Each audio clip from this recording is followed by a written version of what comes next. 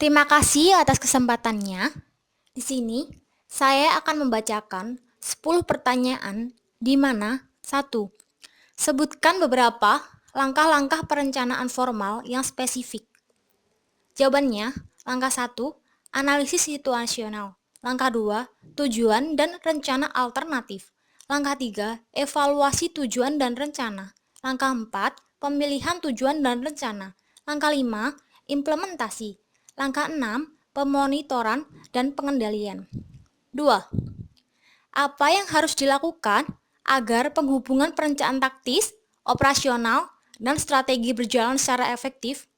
Jawabannya, tujuan dan rencana strategis, taktis, dan operasional organisasi harus saling terhubung, yaitu mereka harus konsisten, saling mendukung, dan fokus pada pencapaian tujuan dan arah umum. 3. Apa saja komponen utama yang dimiliki oleh proses manajemen strategis? Jawabannya, 1. Penentuan misi, visi, dan tujuan. 2. Analisis peluang dan ancaman eksternal. 3. Analisis kekuatan dan kelemahan internal. 4. Analisis SWOT dan formula strategi. 5. Implementasi strategi. Dan yang keenam, pengendalian strategis. 4. Apakah yang dimaksud dengan pemegang kepentingan? Jawabannya, kelompok dan individu yang mempengaruhi dan dipengaruhi oleh pencapaian misi, tujuan, dan strategi organisasi. 5.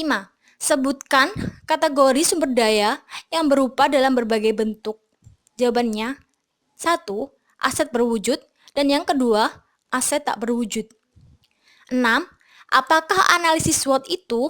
Jawabannya, perbandingan kekuatan, kelemahan, peluang, dan ancaman yang dapat membantu eksekutif memformulasikan energi. 7. Strategi apa yang bertentangan dengan diversifikasi konsentris? Jawabannya, diversifikasi konglomerat. 8. Sebutkan strategis bisnis, generik, dan jelaskan. Jawabannya, 1.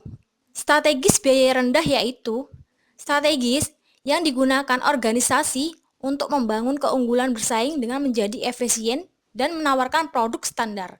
2. Strategi diferensiasi yaitu strategi yang digunakan organisasi untuk membangun keunggulan bersaing dengan menjadi unik dalam industri atau segmen pasar. 9. Apa saja langkah-langkah yang dilibatkan dalam implementasi strategi? Jawabannya, 1. Mendefinisikan tugas strategis. 2. Menilai kapabilitas organisasi. 3. Mengembangkan sebuah agenda implementasi. Yang 4. Menciptakan rencana implementasi. 10. Apa yang dimaksud dengan sistem pengendalian strategis? Jawabannya, sistem yang didesain untuk mendukung manajer dalam mengevaluasi kemajuan organisasi berkaitan dengan strategi ketika ada diskrepansi atau perlu adanya tindakan perbaikan. Terima kasih.